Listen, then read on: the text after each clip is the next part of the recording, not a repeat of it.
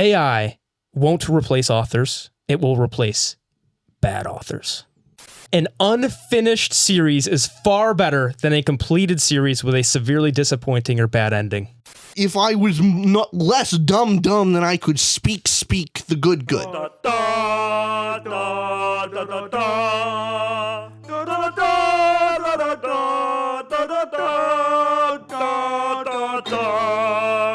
Welcome back to another Tutor Ramble episode. I'm one of your hosts, Austin. I'm the other host, Richard. New studio chairs. New studio chairs. Feeling good. New furniture. Always good. Oh, I almost put my feet up. I gotta not do that. Okay, I was told not to get comfortable. We did hot takes from the patrons on 2 videos that came prior, and we can link those in the description below. And our patrons submitted some big hot takes. There were some we very much agreed with, some we very much disagreed with. We decided, you know what if you and I, Rich, came up with our own hot takes? We have a video coming out, which will be next episode of your hot takes, but this one is focused on my 10 book hot takes. I'm so happy to judge you. It's like taking my passion or hobby and making it more professional. Like, this is what I do in my free time, and we're doing it for the actual podcast. It's so great. You just disagree with me on the regular. Yeah, generally, most of the time. The sticks have made a return. The agree and disagree sticks. Now, since these are just going to be my hot takes this episode, Rich, you're going to show whether you agree or disagree with me. So you'll say, hey, I agree with you. We'll have a little bit of that. Then we'll play a little devil's advocate if you do agree with me. So if you find yourself agreeing with 9 out of my 10 takes, we'll go, okay, agree. Here's why I agree with you. Then give me some pushback. And try to represent the audience that might disagree with the hot take. I am always great at playing devil's advocate. It's arguably my favorite thing. I would argue it's not your favorite thing. Yeah, but that's where you're wrong. I'm playing devil's advocate. I know, but I'm devil's advocate. I need to argue with you. All right. I agree with you, and so I have to. Yeah. I see. It's never ending. Okay. It's never ending. Hot takes. Are you ready? I have 10 of them. And I also want to say this. All 10 of these hot takes, I tried to go affirmative and say, no, this is what I feel. Of the 10, there's 4 in-depth hot takes, and the other ones are 1 or 2 liners. Okay. And I'll see what you think about them, okay? Sounds good to me. Hot take number 1. An unfinished series is far better than a completed series with a severely disappointing or bad ending. Now, what do you actually think? That's my take. Okay, here's the thing. I have wavered on this one. You've made compelling arguments. Okay. But overall, you disagree. Okay, actual disagreement. I actually disagree. I value conclusions, and I will take the risk of it being bad than it just never being done and being forgotten as half finished. I would much rather have a conclusion, whether good or bad. Now, what leans you toward that? Why'd you waver at first? What made you waver with thinking about that a bit? Oh, it's measuring the disappointment of never finishing something versus the finality disappointment of a bad ending. And which one is worse? And I'm trying to think back to series where it just won't be finished, and so my disappointment there versus the series, something like Lightbringer for me is one of those. I love the series, hate the ending, and it's one of those things. That is a certain level of frustration, but at least I have a conclusion. I have closure, something to look on. Yeah, but why do you prefer you would rather not have an ending at all? You would rather you'd rather just be left in the ether and you just to never know versus a conclusion. Yeah, this is why this is my take. So it comes from 2 specific experiences. One isn't even books. It was Game of Thrones, the show. Game of Thrones, the show, everybody knows how horribly that ended with season 8. It was so abysmally bad, it ruined any enjoyment I could ever. I can't even look at the seasons I love. That's how much it affected my enjoyment, because knowing where the characters end up, their destination, it's peak television at certain points. Seasons 1 through 4, 6, I think even up to 6 was awesome. I think 7 and 8, but 8 is for sure where it went completely downhill. It hurt my enjoyment that when a series ends so badly, it makes me think less fondly on the things that I loved so much. Now, this is to a less degree, but definitely this is where we were starting to talk about this and make this point, was after we finished Stormlight Book 5. Wind and Truth. We're not spoiling here. All these takes, I should say, I should put this earlier, but this will all be spoiler free as far as we're not saying takes of, I hate this book like these books. These are broad book hot takes. Other than the thing when I said I hated the ending of Lightbringer. But you didn't say like what happened in that Lightbringer. Is true. Yeah. It's just saying you disliked it or liked it. So we had this conversation after Wind and Truth Book 5 of Stormlight Archive. We both did not like that one bit. No. I do understand. We have beaten that horse to death. We have. And then we keep beating it. So I don't want to focus on it other than saying, yes, I understand Book 5. There's 5 more books afterwards. Stormlight's not done, but this was Arc 1 of Stormlight Archive. Now, Stormlight Archive still has some of my favorite books with Way of Kings, Words of Radiance, Oathbringer. 5-star books for me. And Wind and Truth being, as much as I didn't like that, as bad as that was for me, makes me just look at Stormlight and go, that point of view character. Now when I read the things that we're building up to that, what I know is the conclusion, which I'm not saying which parts, you can look at our Wind and Truth review if you want in depth, but I can't look at the character's journey and without this bitter taste in my mouth. With that being said, I still love those prior books. I look at them as more self-contained, so I enjoy them a lot. However, then when I look at an unfinished series, the big ones I've only read book 1 so far of A Song of Ice and Fire, but I'm even thinking of the 5 books that George R. Martin has out right now and being unfinished. Of, at the very least, what the book series has going for that the show doesn't, is the book series still has the hope of, maybe not hope of it's going to come out, but at least the feeling of, at least we don't have the hate, the wrath. At least there's still the chance. And the cool thing about the unfinished series, if there's a tragic thing where an author passes away or something happens where it's not because of the author not writing it, such as Ruffus or what's another one? Well, George R. R. Martin, Locke Lamora, writer Scott Lynch. Scott Lynch, yeah. So in those cases, at the very least, the community that's sitting there and theorizing and trying to think what could happen, there's still some of that enjoyment of almost the hope. To me is better than disappointment. That's what it comes down to. I so strongly feel this because I don't want that joy to be sucked away for the thing you love. Endings matter a ton. A funny thing about Stormlight is it says journey before destination.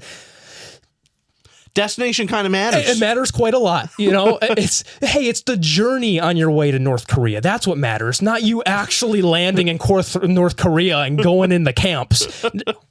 Where you're going matters. If you're just going to random airplane, like, wow, best airport experience of my life. I had 5 guys, I hung out, and then you land in North Korea. No, it matters where you land. And that's what it comes down to. That's my hot take. Interesting. Yeah, I would still say I disagree because I don't like those kind of stories occupying my head because it becomes an itch for me. Oh, okay. And I like there's a certain level of there's a certain amount that I'm willing to tolerate it to the point where I start becoming a little bit more bitter of like it's just constantly unfinished and it's just I want the itch to be scratched and go away. I got it. It's too much for me. I would rather just even ending it poorly, at least it's done. I can move on to other things, and it's not going to sit with me for decades. We can both agree we both prefer a good ending. Yes. That's the ideal world. No, real hot take. I prefer bad endings to books. That's what I desire most. I get off on failure. I just live off of the hate from Reddit. That's what I get. I bring great joy and pleasure from seeing Reddit nerds cry. You know what I've been enjoying, though, is having bad beginnings. Yeah, that is the more we have read in this kind of space, how many of our favorite series have just like either bad to okay first book. I just wasn't invested book 1. I don't get it. Then you read book 2 and you go, oh. Yeah. I get it. Yes. Oh no, that's happened to me so many times. Malazan for Sun me, Eater. Sun Eater definitely. What else?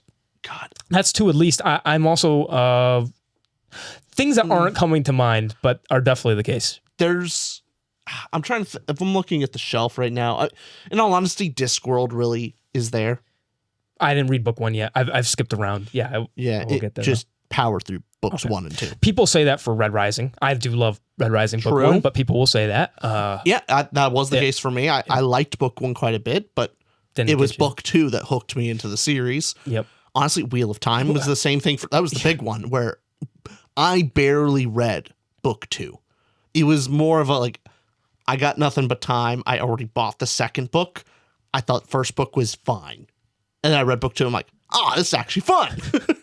This is cool again. All right, cool. It's cool again. I'm a fan now. People say that about Bound of the Broken. We haven't read book 2, but book 1 of Blood and Fire was, I believe that's the name of it. I didn't like that, but people tell me book 2. Same thing with Jade City.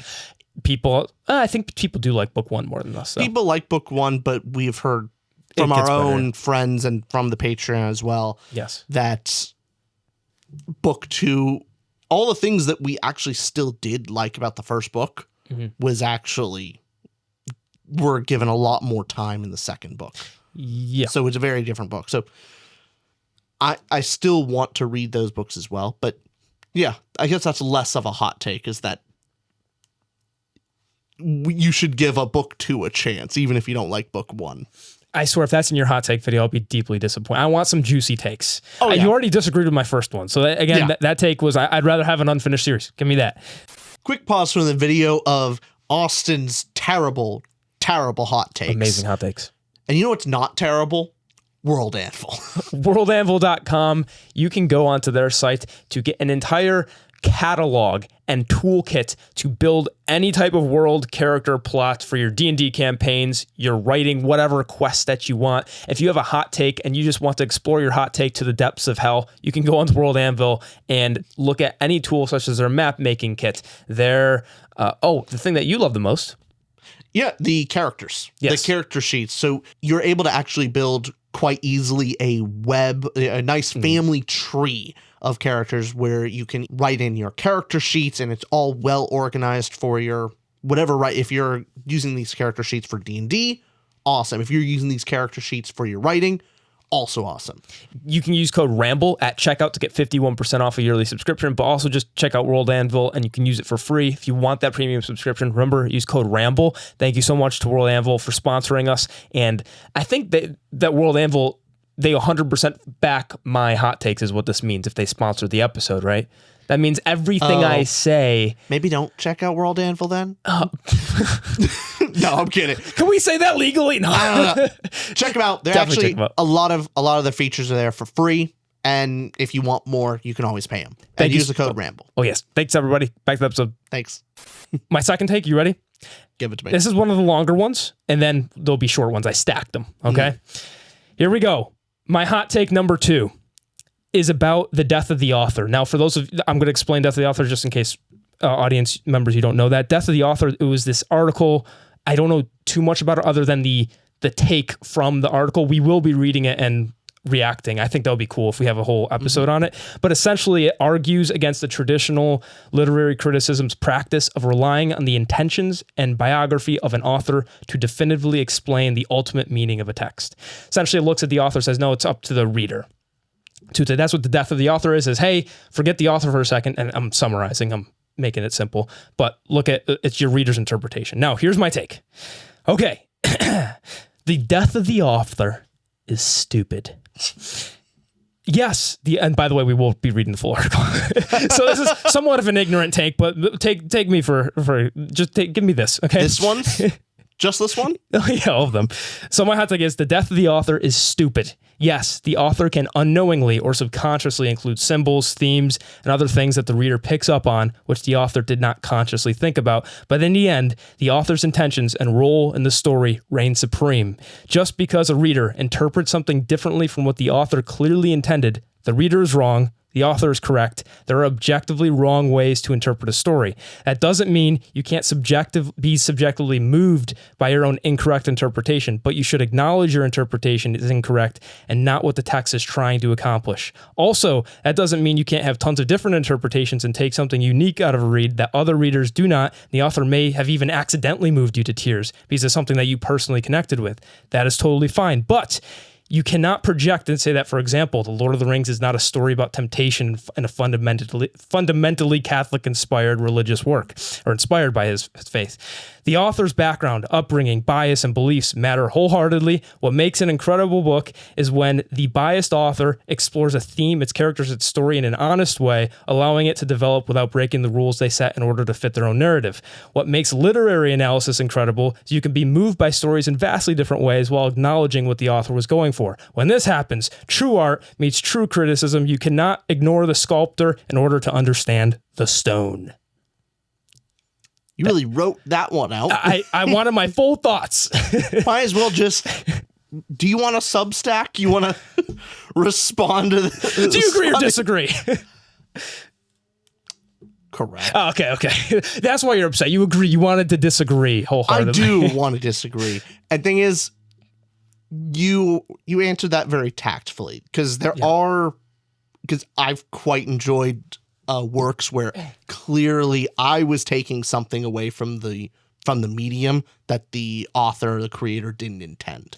And it's valid enough to like that I experienced it, or that's what I took from it. But you're right. There are kind of like objectively wrong takes. Like there's maybe criticism where maybe it's not what the author intended, but there's at least some logical argument of like, fair enough. Like you can argue away it's maybe it's not what the author intended, but there's a good argument.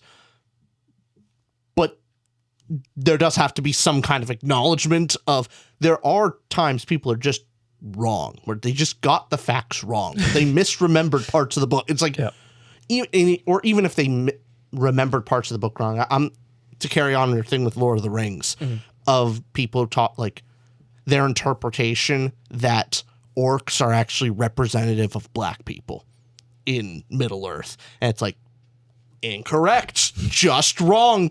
Like, it's just not true. And if that is your interpretation, you're incorrect about the story. And you are just adding villainous intent to Tolkien. And I think that's wrong to do. And so, there can be wrong takes. I think this is the article. There was some article that also inspired this from me. This might be it. It was the title of it was saying Noel Tolkien's Lord of the Rings isn't Christian, or it was that, or a like-minded article that was talking about how... Well, they were saying like Tolkien himself isn't Catholic. One of these articles out there that was saying something about Tolkien and what he meant in his works, which clearly he has essays written. We read about on what he means with his works. Exactly what he means. Oh no, so it's very clear what he intended. So it's just people, I think, projecting and going what they want the story and the author to say. Mm-hmm. It's okay that you get something out of it and something different, but there are things that the story's going for. It's also perfectly fine to like go like have your own kind of theory about like, hey, here's how I view it. Yeah, that I think. That is the better way of seeing. It's like, hey, here's how I view the story. Mm-hmm. Nothing wrong with that. When you're trying to impugn upon the author of, the author actually meant this, or the author is this, the story means this. This is what it's going for. You can just be wrong. Yeah. You could definitely be wrong about it.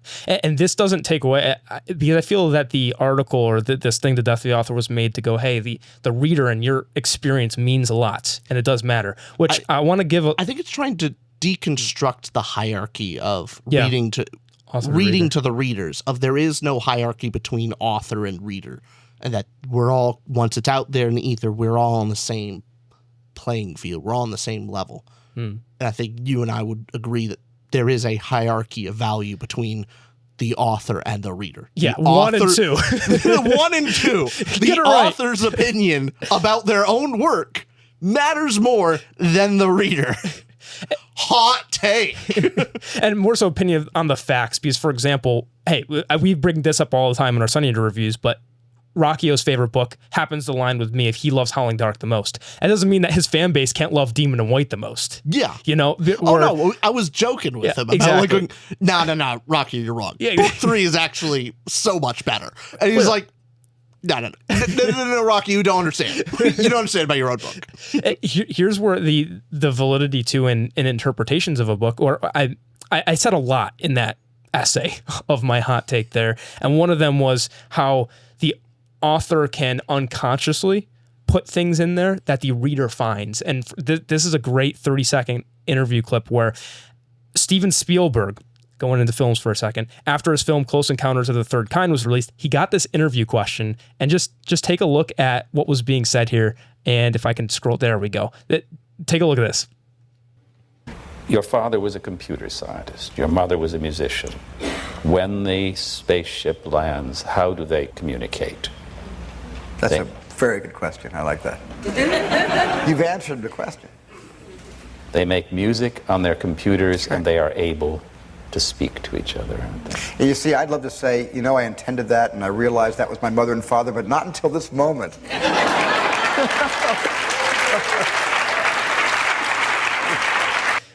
Point being that this interviewer looked at Steven Spielberg's past and was seeing, oh, what did Spielberg intend with this? And Spielberg didn't consciously go, oh, this represents my mom and dad and my upbringing at all. But the interviewer, through looking at Spielberg's life, went, is this what you meant by it, essentially? Spielberg going, no, but that makes sense. It's essentially what just happened. And so I think that says a lot about, hey, the author even unconsciously put something in there that was representative of their life. You can't take out your upbringing. You can't take out your bias. So that was one part of it, but also he didn't even know that.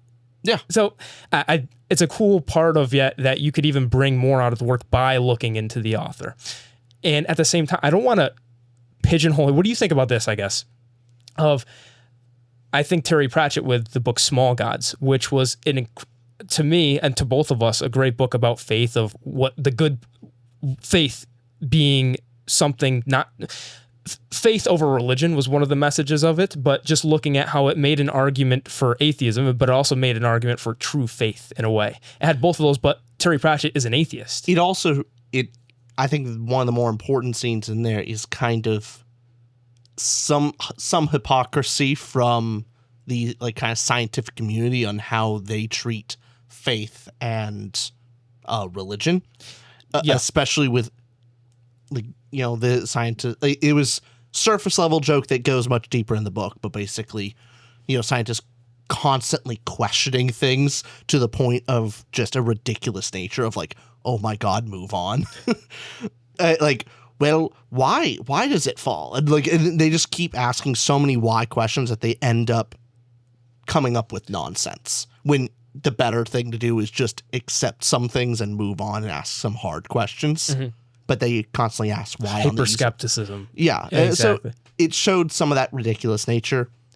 I enjoyed that. Yeah. I enjoyed seeing this, but on both takes. It was good. And I'd say in the way what Terry Pratchett did, obviously he's an atheist, but if he wanted to just go his entire narrative, the story would have felt weird. It would have felt preachy and weird because he didn't explore the theme he was going for in an honest way, which is that part of what I was saying there. You compare that work to season 2 of Good Omens. I haven't seen that. So Good Omens. Oh, also, can I unplug these? Is it good now? Okay. Yeah, both of these. I just want to make sure I don't shut things down. Yeah, you're good. Okay. Continue. Yeah. But no, you compare Good Omens season 1, which, yeah, it's a mockery of Christianity, but I would say it's a little bit more good-natured. Season 2 is pretty much nah, Christianity kind of sucks and God's pretty bad. Also, God's a woman. And just it's a straight up kind of a mean-spirited mocking of Christianity, and Christianity is wrong. No, it's not. It's pro-Christian. It's up to my interpretation. Yeah. But so take that what you will. Yeah. But for the most part, also season 2 deviates further from it, and Good Omens itself is only partly written by Terry Pratchett himself. So anyway, that is, I think, that story is a little bit more mean-spirited than something like Small Gods. Oh yeah, Small Gods is not mean-spirited. I want to see, just before we go on to the third one, any if you could represent some of the audience that disagrees with that, what would you say steelman the argument in that way? Obviously we agree, but if you had to had to give pushback. Ultimately, if a work, the purpose of art is to get across, like, interpret some meaning. It is supposed to make you feel or think something. Yeah. If it has accomplished one of those two things, isn't that valid enough? And that if someone looks at a painting and cries and the other person cheers with joy, who are you to call whichever one is wrong? Like, they both experience it in a different way, and how is one more valid than the other? And just because the author wrote it one way and felt a certain way doesn't mean everyone must feel the exact same way about a book. Good argument. Yeah, good argument. And that's also, there's a lot of stories, I'm trying to think some on top of my head, of where the author wanted this person to be a bad guy or a good person, and the audience takes it a different way, and that's frustrating. Yeah. Because sometimes I can be on the audience side or the author side and just go, no, we shouldn't. This is not somebody to emulate. No, the Joker is not literally you. Okay, so that's that take. Want to go on to my third hot take? Yeah. Third hot take, which these are all correct takes. AI. Oh, also, get ready for your agree or disagree. Also? Yes. Oh, what do we got? Oh, yeah, good idea. Okay. AI, The blue light, yeah. it was shining. It was shining It on was us. messing with the camera. We're good now. AI won't replace authors. It will replace bad authors. Oh, what do you think? Disagree. I knew you disagree on this a bit. I disagree. Yeah. So we've talked about this a lot, though. And Yeah, I mean, yeah, what do you think? So you think it will replace authors? I think there's a significant problem that AI does is it doesn't just eliminate the bottom rungs of any kind of division. If you eliminate the bottom rungs of any industry, you prevent the development of newer, higher end individuals. And you honestly make it difficult for people in those industries to work at all. So AI does need to be the best author. Like, they don't need to be, they don't need to rival the Stephen Kings of the world. They just have to be good enough that it siphons enough money and away that basically really good authors just can't financially exist. And then I think we see something of the like with TV and movies. You see how the industry is kind of suffering from their own type of success in the sense of there's way too much. And the fact that they're pumping out so many different TV shows, people just can't watch it all. So individually, even shows that are critically acclaimed, technically monetarily successful, are just not as successful as shows used to be because there were less shows. There were fixed time slots. You had to tune in. And so you would have, 30, 50 million viewers in a night. That's huge. And that's great for advertising money. Now, a couple million, and that's pretty good. I mean, that's somewhat worse than most YouTube channels. And so there's not ours. Not ours. But YouTube frequently gets bigger numbers on certain channels. So I think AI will face a problem with volume, that it will make good enough slop that people will want to read it and will take up, there's only so many hours in a day for people. And that instead of a smaller pool of authors, we now have a much larger pool of slop that is okay and that people will consume over better stuff. You think we'll be the Wallies? We'll all love the slop. Oh, yeah. So, no, I think we already love the slop, maybe. Maybe there's a lot to be said there. AI video, yeah. So the problem is the volume. The minute AI gets good enough for a passable stories and they're able to produce it within that's a day. The first thing. Because that's part of the conversation. Do you think that AI will get to the point of being able to write a book as good as some of these books behind us? You don't have to say the best of the best, but because my take is AI won't replace authors, it will replace bad authors. That's where my take is. So what do you think? You don't have to name the book behind us, but you think it'll be better than some of these? Yeah, I think so. I think it'll get there. What would you say? Estimate? Oh, when? Yeah, when? But when do we have to fear? Honestly, I think with less than a decade. Okay. You're thinking like 2035. We'll give it that year. Okay. If the podcast is still here, we'll play this clip. Well, thing is, I think people have to be worried about like movies. And like everyone's kind of seen the Studio Ghibli AI stuff. And it's not perfect, but it's pretty damn close to copying Ghibli's art style that takes hours and hours. So I think it's a good example of the problem that I kind of see in the future of Studio Ghibli's art. Maybe the AI is not as good as Ghibli, but it's good enough. And with the same amount of volume, it now loses its luster. And so why would someone pay to go see a Studio Ghibli movie, which comes out very rarely and it's special because it's unique, when someone makes a passable movie in the Studio Ghibli style and now it's everywhere?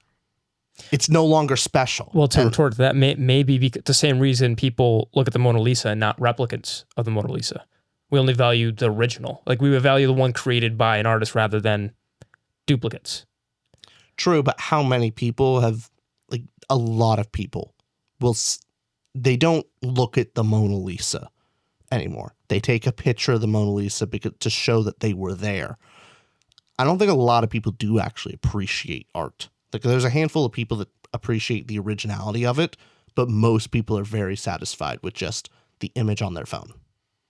Why do people go to a live concert and then film it? I don't think you're giving people some credit there. You got to give a little bit more credit. Yeah. People give no credit. I think with art like that. So I always use the example. I actually do think what AI will do in stories, it might replace some on a lower level. Like, not that there's a bunch of bad authors creating works, but as in it will force people to have to improve in writing. In the same way, I always use this example of chess. I've said this to you a bunch of times, but wasn't there a recent chess master that was actually able to beat the current best chess AI chess? I didn't read about that. Do you know the name? I mean, Magnus Carlsen's the number one in the world. Magnus Carlsen was referencing somebody else, was able to beat beat AI. Like, out of 100 games, was able to win like 52 of them. No way. I didn't see that. I would have been, if it was against the best AI. Or at least one of we'll talk about it later, I saw it scrolling and I didn't really think it would come up in this conversation. I didn't hear about that. I would doubt it. I would be shocked if that was the case, because chess AI is, you just can't physically beat it.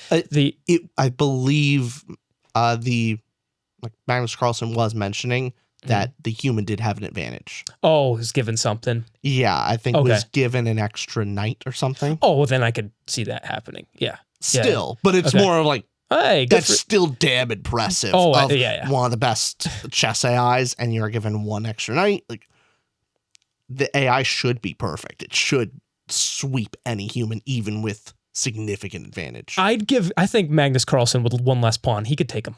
But the point with chess is Garry Kasparov versus Deep Blue. This happened back in the 90s, where a computer beats the grandmaster in chess, and devastating. Every chess player now pales in comparison to computers. But since Garry Kasparov lost, ever since then, chess players have gotten better because they could learn from AI. They could learn from what's the actual correct chess move to make, because the computer knows better than humans do. So it improved gameplay, but also chess is bigger than it ever was. It's had a resurgence.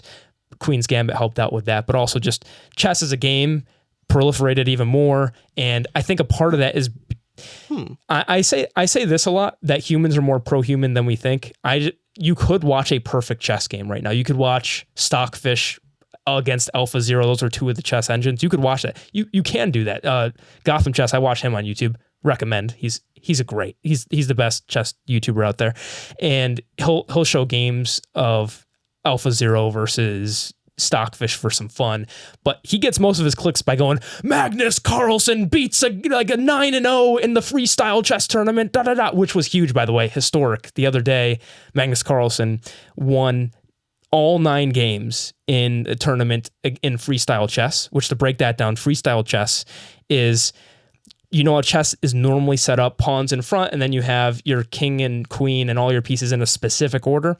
Well, freestyle chess, I believe it was invented by Bobby Fischer, who was U.S. Grandmaster, beat Spassky or whatever his name was, with big Cold War type stuff. But you know Bobby Fischer, vaguely. Yeah. Vaguely. I believe Bobby Fischer started it, where he was so sick of chess and just how it was so formulaic that everything in the back rank, the back line where your rook and your knight, bishop are all there, get randomized. So you put them anywhere in the back rank. So your king could be in the corner instead of in the center, and the opponents get randomized to where yours are. So instead of there being one setup to the game, I think there's 960 or 360, some number I'm forgetting top of my head, that there's that many positions. So you can't prepare because it's beyond you can't prepare an X number of openings for 360 different types of board play. So it makes it the game more intuitive of, you have to know the game and be able to react to however the chess pieces are set up. Anyways, I have a video to show you later of a fun, basically an engineering chess video where they made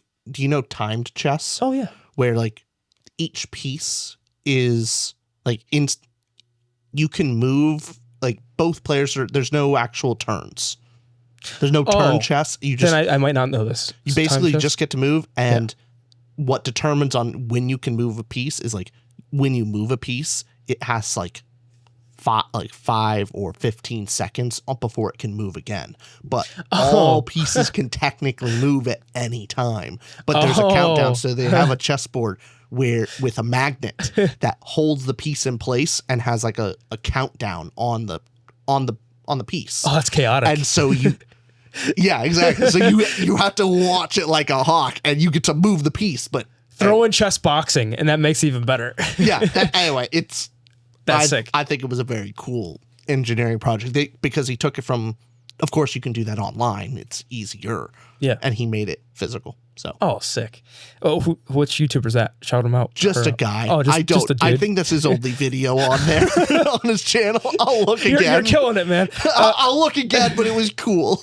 But yeah, point being, Magnus, you don't, in a tournament, Grandmasters, you don't win all of your games. That doesn't happen because you draw a lot of them. Magnus and any other player that's that good, because when chess is played perfectly, it ends in a draw. Right? Mm-hmm. A perfect game, you play so well that you have to draw the game. But he won first time in history 9-0, won every game, didn't draw a game, obviously didn't lose a game, but it was historic. Anyways, back to the point of here's an interesting distinction. Back to our AI. Humans being able to learn from AI makes sense because AI can play chess to a level of because it is a game with mathematical. There is a perfection. And so because chess is so much better, humans can learn. Mm-hmm. There's something different with AI and writing where you're right completely. I don't think AI will ever get as good as like mastery level authors like Magnus Carlsen of the book world. Which to me is almost worse. You know, if it could write a perfect novel, you're right, maybe humans would just actually improve upon it. But the fact that it can't do that means there's less to learn from the AI and more that the AI is just taking up space and resources. That is more of my concern. It's not like its level of quality. It's just there's only so much resources to go around to authors and only so much time for readers to spend.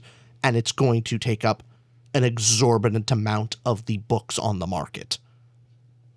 And it'll take up resources. That's my concern. I guess to that, because that's a different take than most of. I think the people that say AI will replace authors usually say, it will get as good as authors do. Yeah. And so if you don't agree, I guess to that take, that's good. At least if you're a good author, really good, you'll stand out from the AI is what you're saying. So you do agree with that portion. Yeah. I just don't. Maybe we don't disagree because my take is AI won't replace authors, it will replace bad authors. I guess bad authors being it could replace if you're producing. Maybe so. I just was harping on like I think you'd have to be not just like a not bad author. You have to be really good. Okay, you're saying stand that out from really the slop. Gotcha. The slop will be too much. Okay, you not only have to be good, you have to be great. Yeah, to stand out. I would say though, even right now without AI, there is just a bunch. You already have to, as an indie author or an author, you have to do a lot to stand out already. I think, and it's due to volume. Yeah, imagine 100x that problem. Books can be created that are at current, like slightly below average quality to a ridiculous margin. You devalue all books. The minute, like, already books are not super, like, new books are not that valuable because there are a lot of authors already.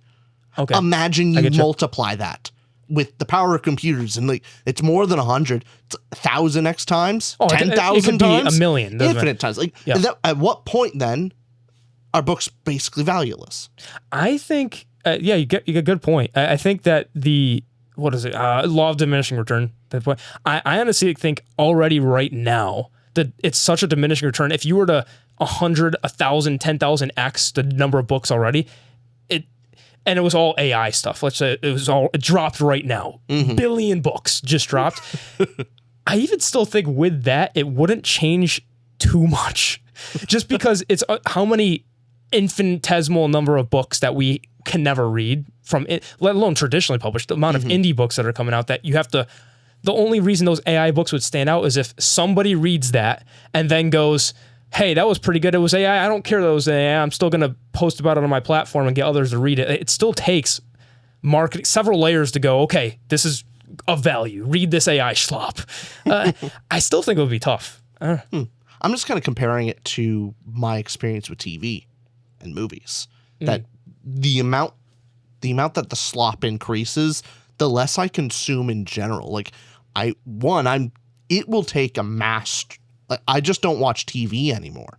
It has to be master level TV for me to even bother watching. That goes into my next take. I'm moving my 8th take, putting it 5th or 4th, just so I can move it so it's relevant to right now. Oh shoot!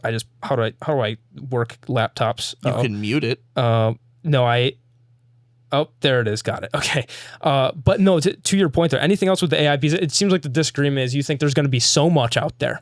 There's going to be so much AI slop that authors won't be able to. How do you produce faster than the AI does? They're producing what you're producing, but more and faster. Yeah. Okay. And maybe that's a disagreement because I think it won't get to that really good level. It won't get to the level where I think the John Gwynns out there, they're still going to be successful.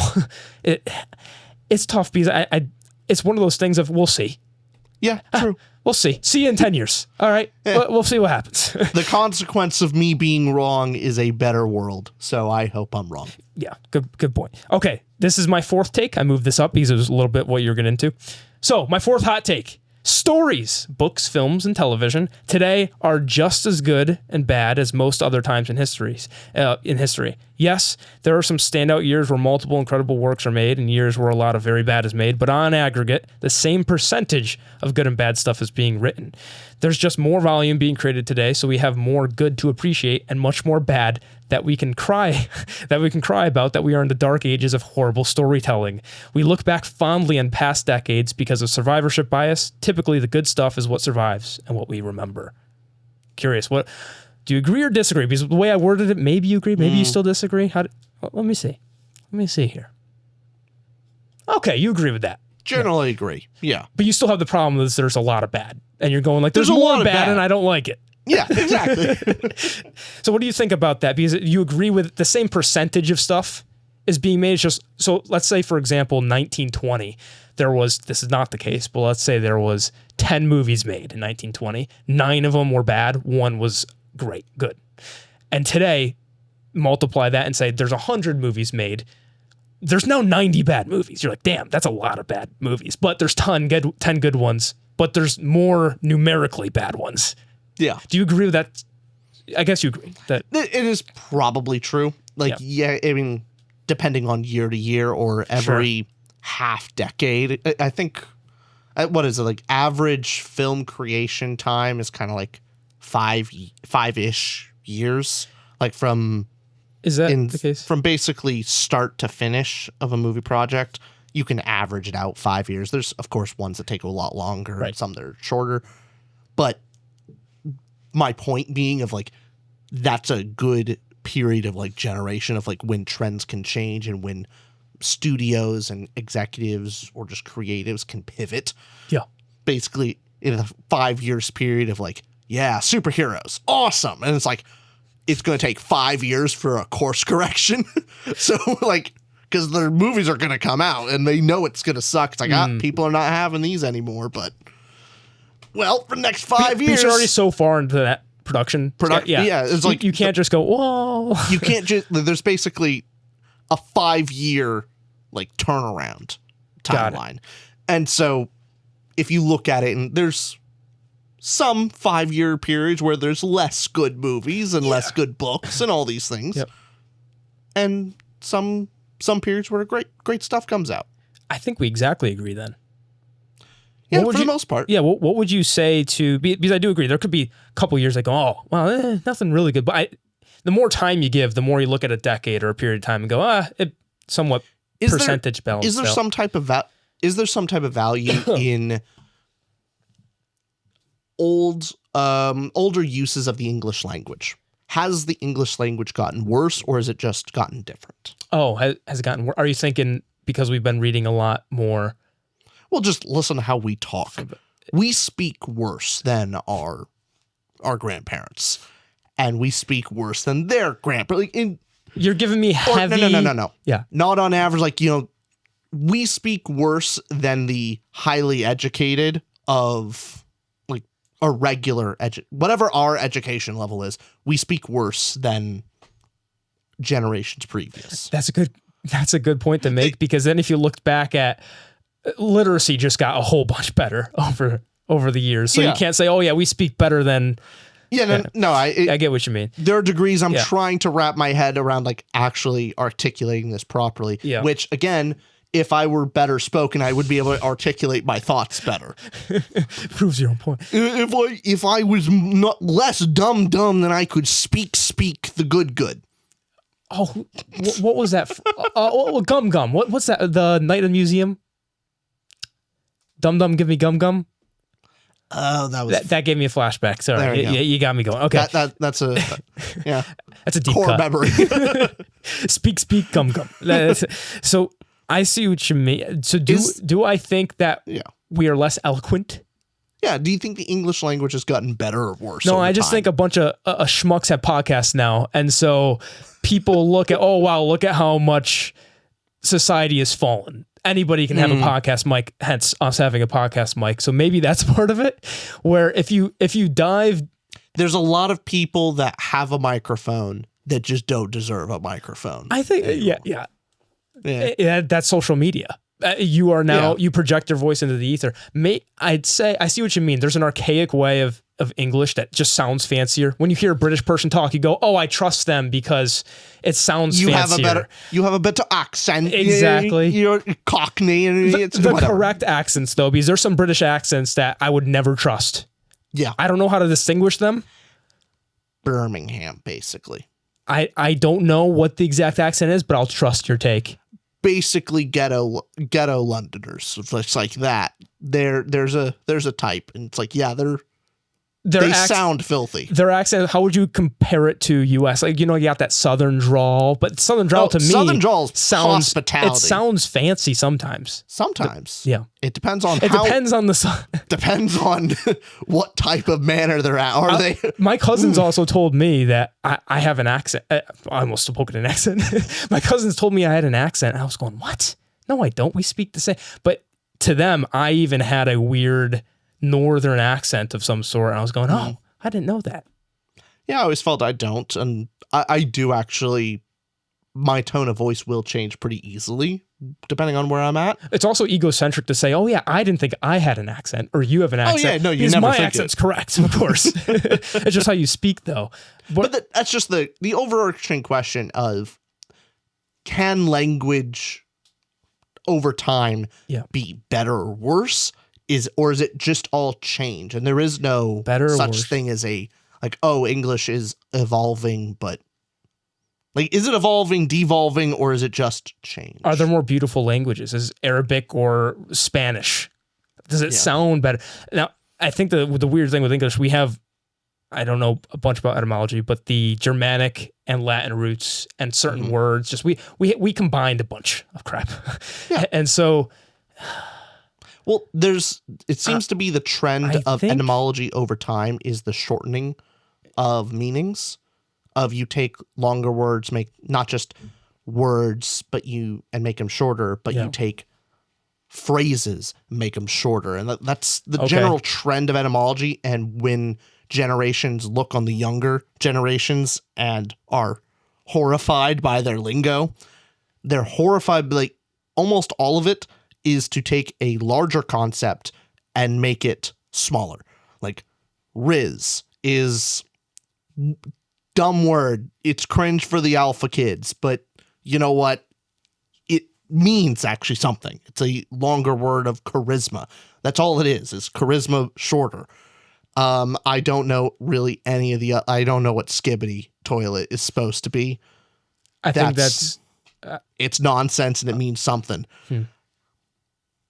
Yeah is a thing. I've never heard you say that in my life. Funny thing, I've heard you say skibbity. I've not heard you say that though. That's a word that it's a shorter way of saying something else that I will not repeat here, but that's fine. They know. Or you could look it up. But my point being, is there value in, is it better that words and meanings and phrases are getting shorter, or is it better that they're longer? Now, I'll take your word for it. It seems like as though a lot of slang or the terms that kids pick up and that we used a bunch of slang when we were, we still do, but it's just our generation's slang. That's all it is. Basically, your generation slang millennials are looking at us going, no, you guys are using a bunch of dumbass words. Exactly. Yeah, every generation does it. Yeah, and so maybe those slangs are shortened because there's also slang in the past that we wouldn't recognize as much because it just went out of our diction. You go, there was some presidential election in the 1800s where some slang term was used, and it was a campaign slogan, and it was used against something that some college students back in the day used and whatever called the candidate, that I'm forgetting what it is now because we don't use the slang term anymore. But I can't answer that because I don't know enough. I guess my opinion is I generally feel similar to stories. There's more people writing stories today. There's more stories proliferating. There's also more people speaking. Also, we hear more because this exists. Internet exists. I want to say you could still find just as well-spoken people today, but you also have more of a chance of seeing those well-spoken people slip up because the stuff we're looking in the past was all written and thought through, and they published it. And so I bet you if you heard, I've heard Tolkien speak also on, I've heard stuff. He's also he's very well spoken. Exemption, but you take even for his time, he's really well spoken. But you take somebody that's written something long ago, and you never heard them talk though. You want to test this theory? How so? I have a bunch of old ass books. Pull one at random. Just hear it. Well, my point is you can read that, but you wouldn't know conversating with them. Do they still speak as eloquently on page as they do off page? Because even you and I can sound a little bit more intelligent on. And is that a tendency for previous generations to sound smarter on page than they do in person? Where maybe today people are trying to sound on page like people speak. Is there a type of, it's the whole Sanderson transparent prose where he's deliberately trying to be a bit more, by the word transparent, but he's trying to be a bit more clear for people to read and read it as people actually speak. Yeah, I guess until I learn more, I'll say it's my same take as in the story stuff. The percentage is there. There's still just more. It's more. There's more bad. There's more same amount of good and bad. Just percentages. Percentage same, number bigger. I forget what I said. Did I agree with you or disagree? I think I agreed with you. You agreed, but I think you should start disagreeing more. This next one, you're definitely going to disagree. I'll try. No, all right. You have to say what you actually think. So, okay, here we go. I'm also getting used to the new set. I'm just okay, good. Because sometimes our recording goes off. That's happened before. You're going to have to use your glasses and check. All right. Here's take number 5. Hot take number 5 is this. Genres, and I think you will disagree with this. This will be fun. Genres and settings with darker elements such as cyberpunk and noir have far less fresh and insightful themes than neutral or positive genres and settings. The messages and themes in cyberpunk and noir 9 out of 10 times say the same thing in a very similar way. Gloom, existentialism, and nihilism can only get you so far, so those stories should focus on their character plot or other aspects because the theme is so incredibly tired. That's my take. I think that's a very hot take for... Oh, he's thinking. I got him thinking at least. I'll still disagree. Okay, but do you actually disagree, or I do. Okay. But barely. I It's get close, what you, right? I get what you mean. Yeah. It's honestly very similar to kind of one of my hot takes. There is something similar. Are you to saying it in your hot take, or is this Yeah, different? Okay, I will. Okay, yeah. But there is something to it of dystopian, grim novels. Like, yeah, they definitely have something to say, but how many times can you just say nihilism? It's just it's a fresh coat of paint on I get it. Things suck. Things are not skippity toilet. Things suck. People suck. Everyone sucks. Society is corrupt. Yeah, that sucks. I get you. Yeah. There's only so many ways. There's a finite amount of suffering, and there's kind of an infinite amount of goodness. It's in my mind of it's kind of future goodness, like the possibilities. I imagine the hopeful possibilities are just kind of far more numerous and infinite and far more imaginative than just everything sucks, everyone wants to die, and life isn't worth living. It's cyclical. There's It's whatever it is. No matter what way you go to get there, there's a bunch of creative ways to get to life sucks, no one wants to live anymore, society's corrupt, all these different things. Yeah, think of the two books, 1984 and Brave New World. Mm-hmm. Gets there in different ways. They are different. I understand one is focused far more on the individual and the corruption of your fellow man versus, corruption of a government. Mm-hmm. They do say different things, but ultimately both dystopian novels kind of end in the same place of, maybe, be cautious of, totalitarian regimes. Okay. Right. How many times can you tell that story in different ways? Right. Versus Star Trek. Say what you will about it. They'll have bad episodes, but because Star Trek is a very hopeful story, it has just such a wide variety of stories to tell. Almost every episode can have a different message and a different idea, mainly because it is hopeful. And it's why I like plenty of different TV shows. But one of my favorite genres is coming of age. Yeah. You could see why coming of age, and not to. I guess why do you disagree then? Why do you disagree? Because I like there's a bunch. You like that stuff, yeah. The thing is, yes, maybe it is a bit more finite. However, there's just like every other type of story, there's plenty of ways to do it.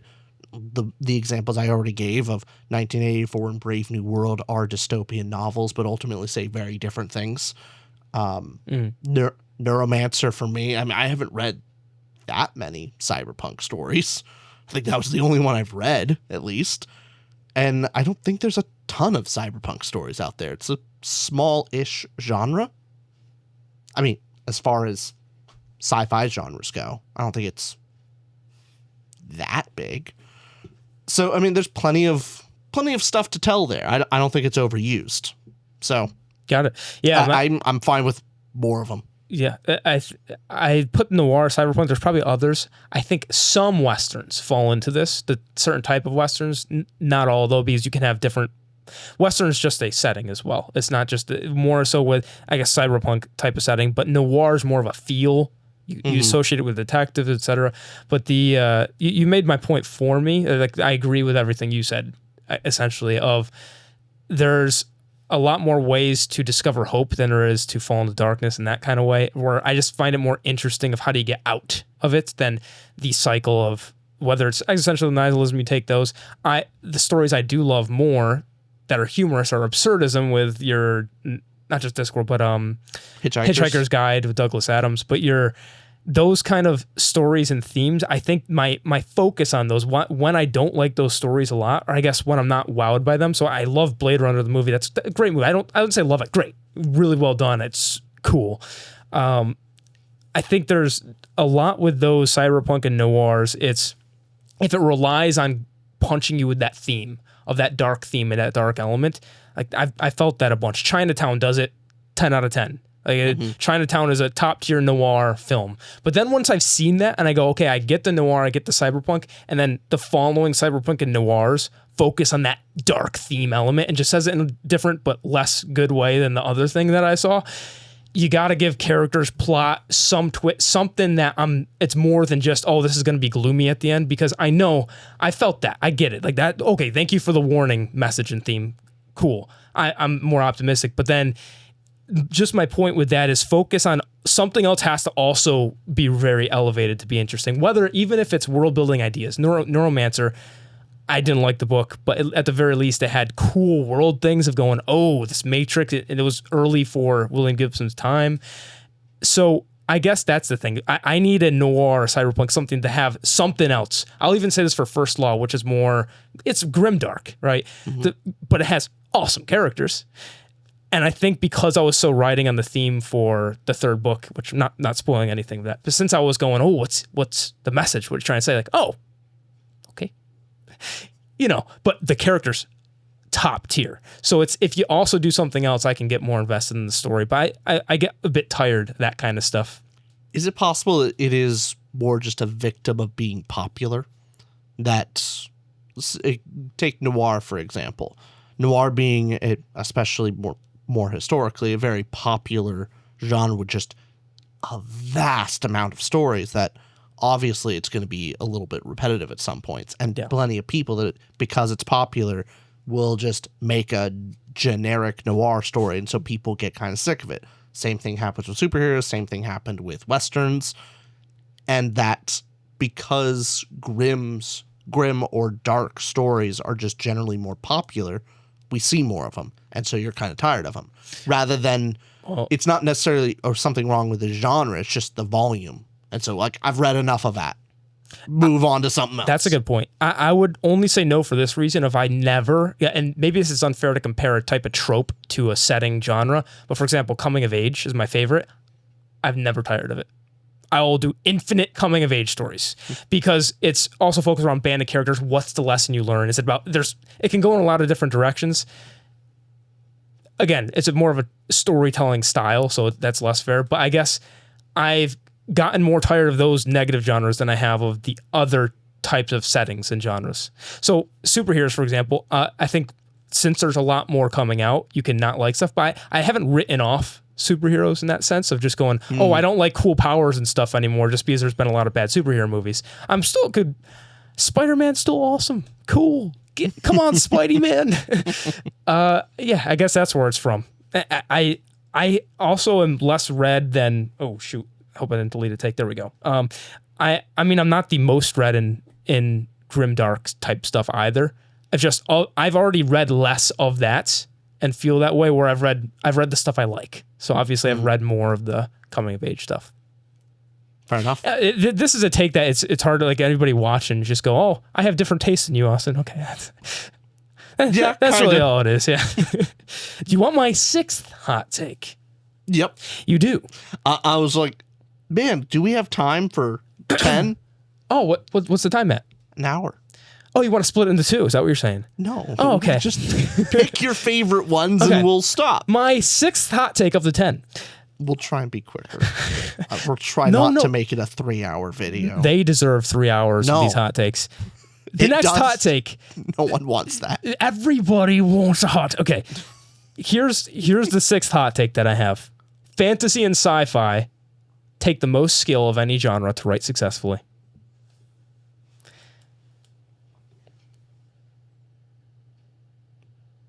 Oh. He's thinking. Where do we got him? That's why the episode. Agreed. Yes. Yep. I don't agree with you. You agree with Tolkien. I agree with Tolkien. Yes. It was one of we read in On Fairy Stories, and he makes a great point. And I think very simply why we both agree on this hot take is Tolkien explains that in fantasy and sci-fi, you are working not just a primary world with agreed upon rules, but you're transporting somebody to a secondary world. That's what this immersion is. That's what you, when you are lost in this, truly escape into a story and can believe that something else is a rule. It's this magic trick, this act that's being put on where you can actually be transported completely, is hard to do because you have to, one, make sure the reader's taking you seriously. Of, oh yeah, these talking rabbits or these flying zombies, whatever weird thing you have, they have to suspend disbelief so much. You have to set up a world so incredibly believable with these made up rules and this make believe that's your first task, and then you have to tell a good story. So that it just adds that layer of difficulty. And do you have anything, because we both read the same thing from Tolkien? The argument being when people read fantasy and sci-fi, they suspend their disbelief more so than if they were to read a fiction story that takes place in our own world. And because they suspend their disbelief, you have an easier time writing it. I would argue people don't suspend their disbelief as much as you would think. Like, if it doesn't make sense, it doesn't make sense, and people won't agree with it, and people won't jive. So I'm in agreement with you. I guess a counterpoint to, if you were to disagree with that, what would you say? I mean, that was my point. Suspension of disbelief is in favor of fantasy and sci-fi. I see what you're saying. I thought you were using it as defense. I see. You're saying that is the argument of it is easy. Someone would say it is easier to write fantasy and sci-fi because the reader suspends their disbelief more than in a fictional. I understand now. A fictional story in our primary world. Got it. And maybe that's even the case of you could see it. The person could see it as easier because since you're just able to make up stuff. Mm-hmm. I have to write within rules of I can't just have a dragon save the day or eagle save the day. Yeah. But the argument to that would be you live in the primary world, you understand and you know it on an instinctual level. Mm-hmm. That's a little easier to write in compared to a world that you have not lived in, no one has lived in, because you have to create it all yourself. Yeah. That's harder. That is. Imagine if you had to come up with like the traffic system. And like you're writing a story like cars don't exist. And traffic, like you go, well, how do cars get around? And you have to think up the combustion engine. No, it's hard. It's hard. And obviously, fantasy sci-fi relies on we have knowledge of the world of. So when an element is introduced, you go, oh, okay, I understand. It's like the combustion engine, but instead of you invent something else. Instead of the fuel of the dead lizards, it's using magic. Well said. All right. My seventh hot take. Mm-hmm. Oh yeah, this is one of my favorite ones. This is one I feel pretty strongly about it, but I'm okay with it. Does that make sense? Okay. My seventh hot take is, in general, the larger the scope of your story is, the more uninteresting your main antagonist or villain is. Epic fantasies and space operas often have their big bad either represent something, such as darkness, etc., whatever, or they simply believe the ends justify the means. Stories with more narrow scopes, so the smaller the story scope is, have far more nuanced and interesting antagonists. Curious what you think. Yeah, I agree. You agree with that? Okay. Yeah. It is a work of skill to write a large scoped story, but still keep the tight focus around the characters' motivations and journeys. And that many authors, I think, confuse the scope with interest. So, like, a large scope, big stakes is entertaining. It's an entertaining setting, but it is not entertaining in of itself. Like, the world ending it's not important in a book. Like, oh, the world is going to end. That doesn't matter. What matters is that character's world is going to end. And so there's plenty of authors that, I guess it's just more of an amateur thing. I think plenty of good authors realize that it's about the character's personal journey, not the grand scheme of it all. I mean, that's the I was about to give away a big spoiler, but I will Hold off on that one. I will hold off on that one. It's quite literally like last chapter of a series. Never mind. That'd be a big one. Hold my tongue. Without spoiling those, you see those big epic scope stories, and I know we've said this to death, but I'll give other examples. Lord of the Rings, Sauron is interesting. Yeah. Just it's figure that represents the theme, and it's great for that reason. Represents the theme. Yeah. If you're going to have a villain that is not in and of themselves interesting, you either make them in group, either one, you spend as little time with them as possible. Make them. Yes. You don't want page time with them directly because scary things are scary from a distance. The closer you get to the source of something scary, the less intimidating it becomes. But also make it charming, make it charismatic, either, negatively charismatic, or they're just. I mean, I love my Red Rising antagonists. Yeah. The Red Rising antagonists have that charisma. It's very cool. But other series, Stormlight, the big bad, and I'm not going to spoil anything here, but think the big bad for Stormlight, think the big bad for even Wheel of Time. I haven't read further than book 4, but I think you'd agree with big bad, or maybe you don't because something happens beyond book 4, but there's a point where Robert Jordan does it correctly. Okay, there you go. He learned from Tolkien. He understands how to actually address that. Yes. And then even Sun Eater, where Sun Eater, the villains are sick, but the individual antagonists, think that Harry Potter, how much are we going? Voldemort is the most better. Or even think Thanos, which I think Thanos has done super well in Marvel, but in this big epic scope narrative, it's still, and do the ends justify the means if he's trying to save everybody. I do enjoy Thanos, but when you get to these big antagonists, it falls into that. It falls into represent big theme, represent thing, darkness, boom, boom, send the cannon fodder, or and justify the means, big antagonist. Because when you're talking galactic or world scale, what else can the villain do other than that? There are plenty of exceptions, but in general, do feel that way. Whereas narrow scope stories, your antagonist, who maybe they're not even a villain, they're just that protagonist's obstacle, can get so much more intertwined and represent and push back against your character's character arc, which makes it interesting. They're what your character could turn into. I guess Lord of the Rings, the best antagonist in Lord of the Rings is Smeagol. Yeah. Gollum is the coolest antagonist part because we get to see what Frodo could become. It's not the Sauron who could destroy everything. It's Gollum is the most interesting antagonist. So when your big bad is generally less interesting. It's something I've actually come to enjoy with Malazan. I'm only 2 books in, but I think I'm starting to get a hint of, now, hey, maybe later books I'll be proven wrong on this, but I'm starting to get the hint that there are no actual villains in Malazan at all. There's just antagonists. Like everyone's an antagonist to somebody. And that's the story. That there is no. There was a reveal in villain. book 2 that might, that you get what I mean?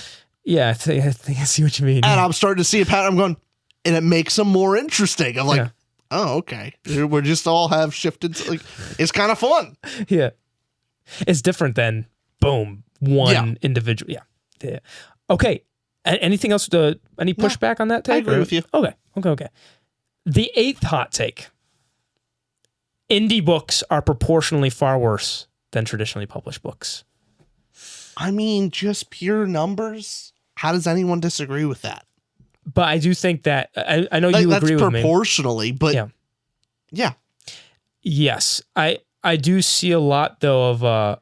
I've seen way too many like self-published Minecraft books to like I can't not agree with that statement. You know how many Minecraft self-pub stories are out there? Or just like there's so much self-pub slop out there. Do you think that's my least hot take then? Okay. Do you think that's the coldest take I have? But there are going to be people in the comments who are like, what do you think they'll say? Different. Well, the people that disagree, what do you think they'll say? The best stories I've actually read are self-pub. And actually, one of the best stories I've read is self-pub. Exactly. People don't understand proportionality. If I've learned anything being on the internet, is people don't understand numbers. Like numbers game. Trying to explain to someone the difference between the average and the mean is frustrating. So you would say then, again, proportionally speaking. Yeah. Yeah, you totally agree. Yeah. It's higher number, low, like, yeah. Way more indie books are bad. Yes. Whereas traditionally published, less are bad of traditionally published by far. And that's obviously because it goes through more rigorous testing. Also, the same case, indie published, the barrier to entry to make an indie published thing. Same reason why if you go on YouTube versus Netflix in general, the YouTube production and everything should, in an ideal world, YouTube videos, if you just take literally every video on here, a lot more are going to be bad. Yeah. Because anybody can upload a YouTube video. Most YouTube videos suck. They're awful. But you don't get those recommended on your algorithm. Yeah. You get the good ones. Like this one. See? That's why you're watching this one. So, but then you go on, yeah, we agree. Yeah. Okay.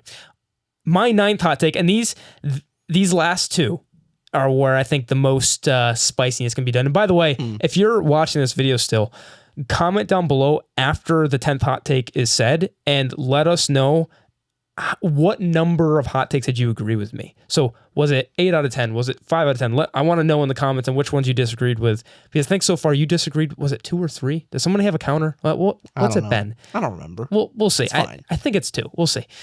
We'll find out. All right. So let us know. It should be a disagrees across the board. I'm upset that over the 2 years we've been doing podcasting stuff together, you've learned. I've learned, yes. You've educated yourself. I think so far it's been, you disagree with number 1. That's the author. AI, you disagree with that one. You agreed with that. The genre is one you disagreed with, right? Yeah. That's 3. Fantasy sci-fi, yes. That one, yes. You've disagreed with 3 so far. Our counter is 3. Okay. Let's see if we could change that up. Can you disagree with half these next 2? By the way, this next one, you're going to agree wholeheartedly. Oh, okay. Yeah. The last one you'll disagree, so I think it'll be 4. But this is my 9th hot take. Yeah, you're going to agree. No matter how insensitive or offensive to modern sensibilities, an author's work should never, under any circumstance, be modified by anyone besides the author, unless there's an obvious spelling or printer error. Yeah. Yeah, I agree. You obviously agree with that. I am generally a fan of offensive things on the surface. You said, modern sensibility. I'm like, yes, of course. Offend all the sense and sensibilities, all the prides and prejudices, all of them. It's great. I enjoy it. If you're not offending, are you saying something that's true? Yes. That's exactly it. If nobody is offended, are you actually saying something of merit? Don't say it then, If no one's offended by if no one can ever be offended by what you're saying. But you mean 0, goose egg. Goose egg. Goose egg 0. Then you're saying something not worth saying. I 1,000% agree. No, that is that's okay. This is the problem with small talk in general. It's the most infuriating thing is people are afraid to have conversations with strangers or acquaintances of which to have disagreement or invite conflict. Yeah. And so they say things that offend nobody and can offend nobody. Hey, man, this nice spring day is really lovely weather we're having, isn't it? Yeah. Man, it rained last weekend, didn't it? That was pretty bad. Yeah. It offends no one and it's boring as hell.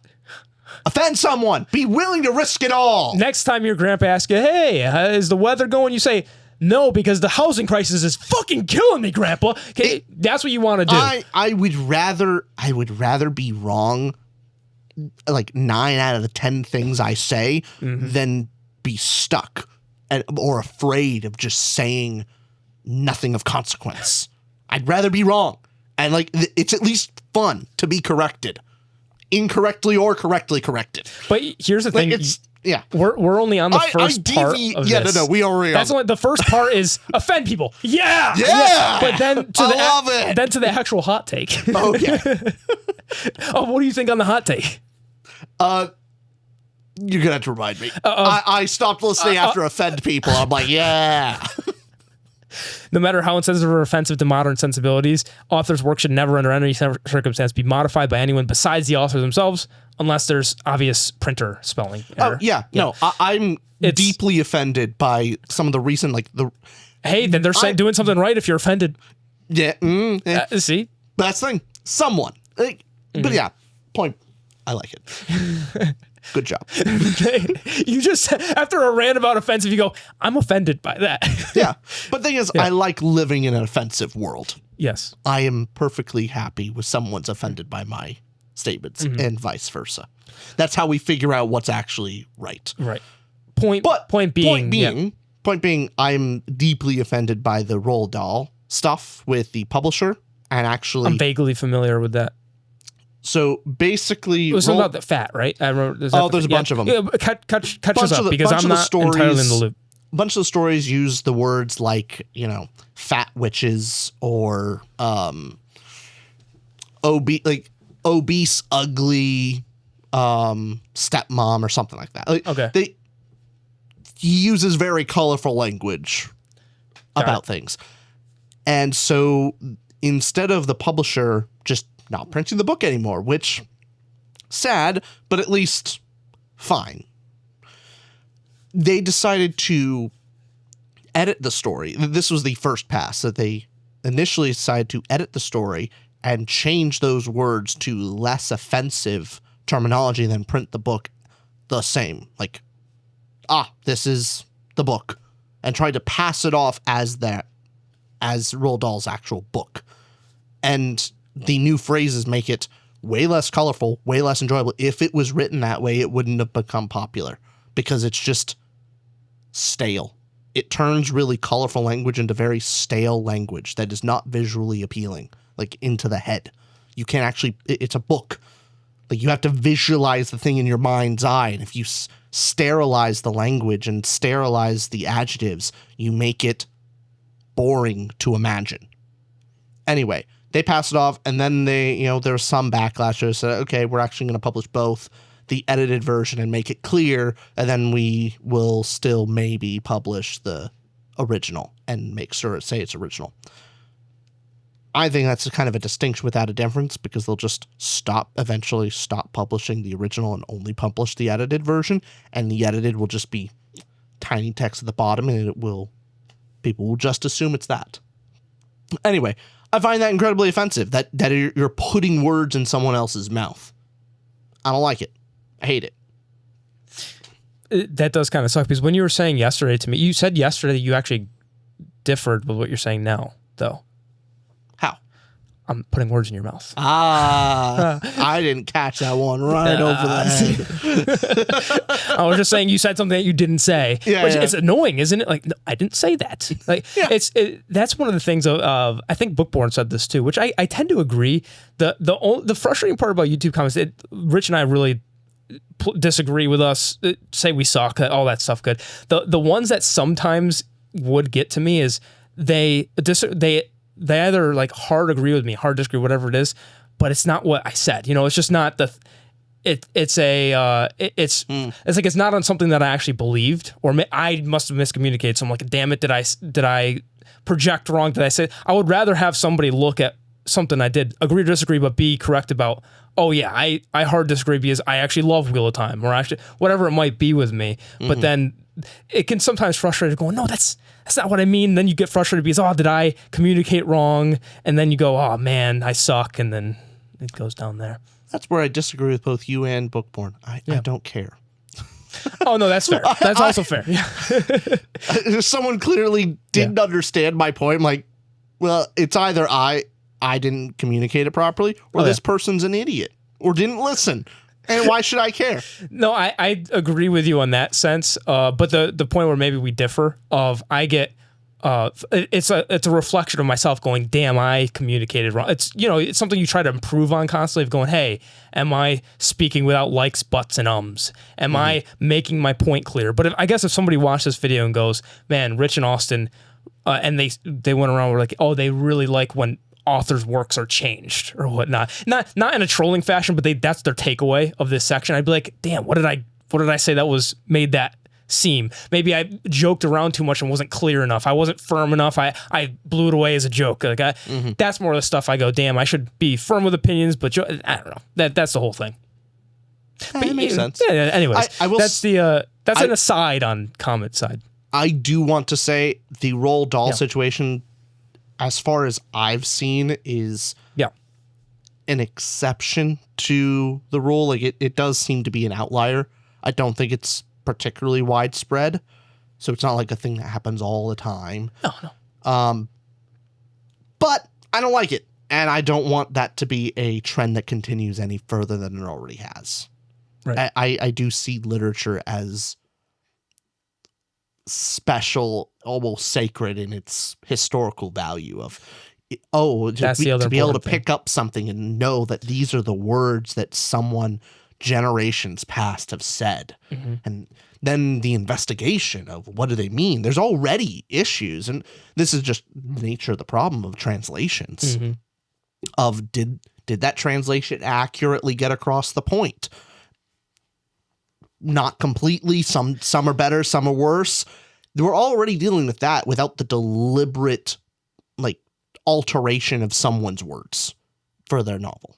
I don't like it. So here's another episode of two reluctant agnostics talking about the Bible, but in the Bible, there's one version. I can't get it right if it was the New Revised Testament, something to the new updated, two different versions. One version where the translation takes a word by word translation of the Greek and goes, this is what that word means today. This is what that word means today. This is what that word, and goes through. Whereas the NSV, something, one of the two, biblical scholars would know better. But then the other version of the Bible, which there's tons of, but just another one, looks at the Greek phrase line by line and translates it to what did they mean? So for example, if back in the day, the Greeks were, the biblical text said in Greek, and it said, it's like I'm banging my head on the table. I don't know, whatever they'd say. But in today, what they mean is, a modern lingo way of saying that would be like, you stub your toe.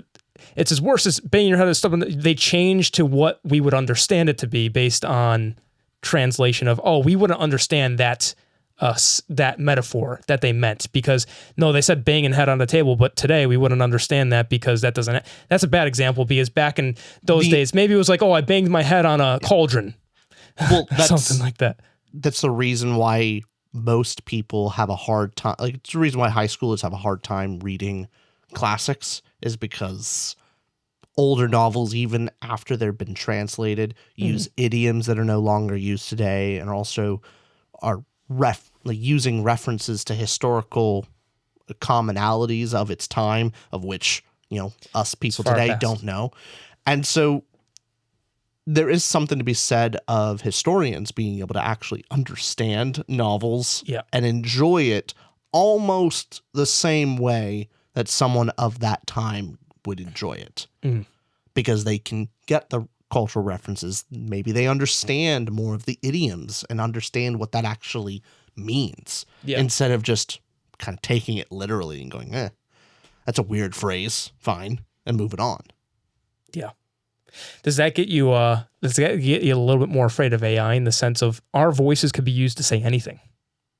Oh yeah, that's already terrifying. Oh, like I don't know if I said this story on the podcast, but my grandparents were called, and they swear they heard my voice, and it was my voice in the hospital asking for $7,000 because I ran over a pregnant woman or something. It was a scam caller.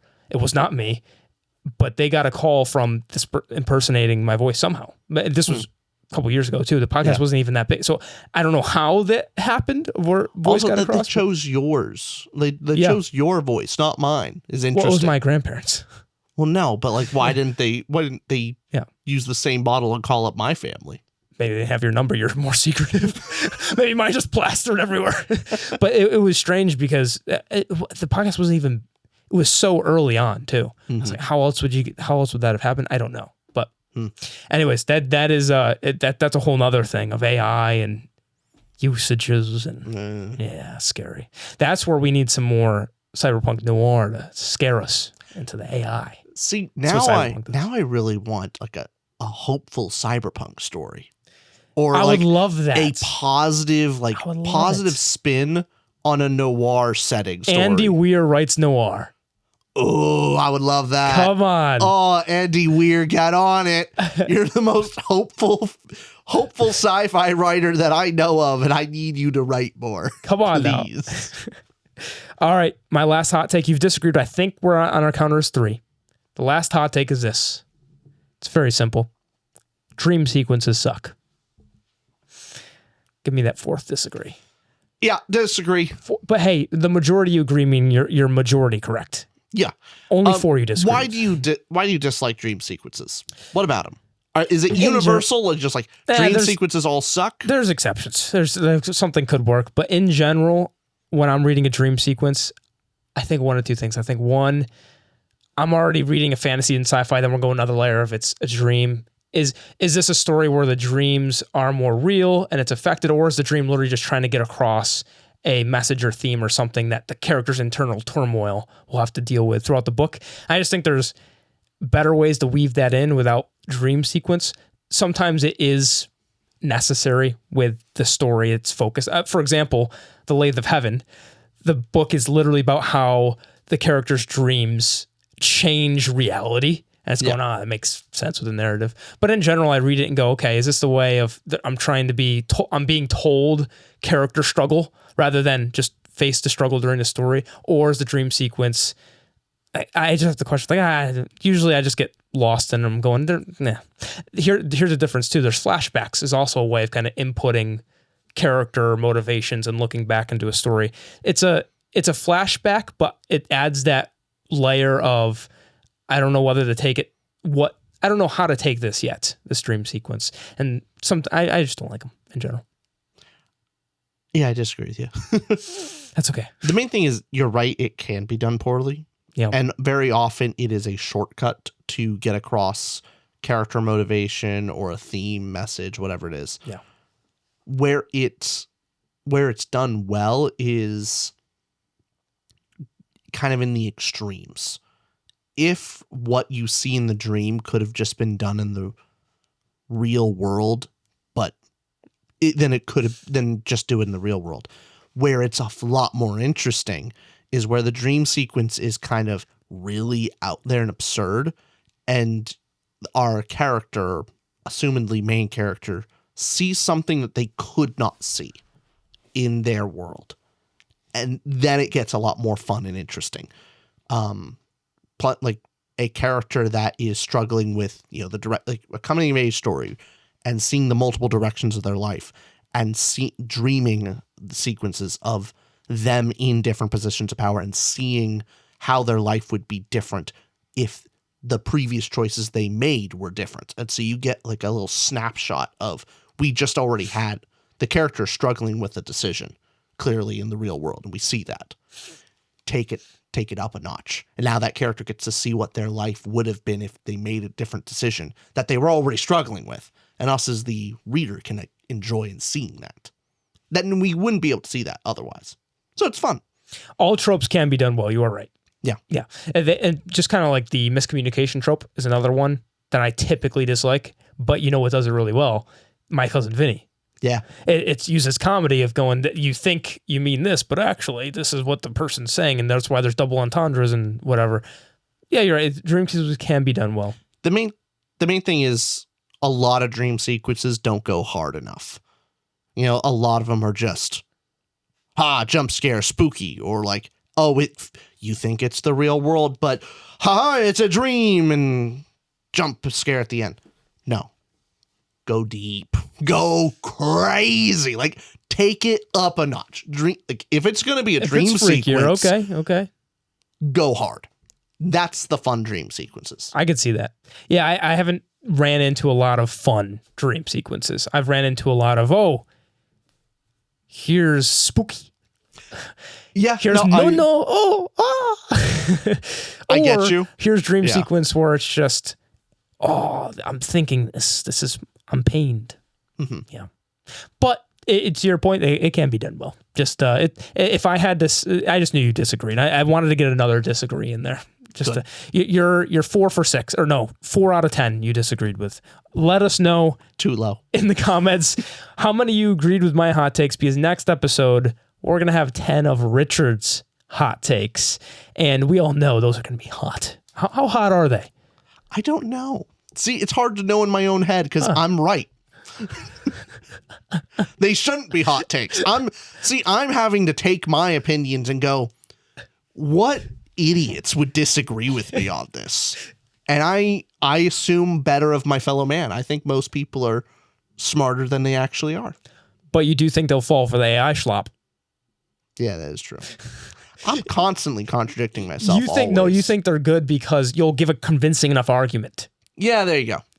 Okay. I like that one. Let's see what he does. Thanks for watching another episode. Hey, we have merch, by the way, tutorramble.com. Join our Patreon, description below. We should normally say that in the beginning of videos. It's okay. The people that lasted they'll hear it. Maybe. We have bookmarks. They are pretty cool. They are. Do we have any nearby? Yeah, somewhere over there. Everybody, we'll see you next episode. Click on it later. Bye. Bye.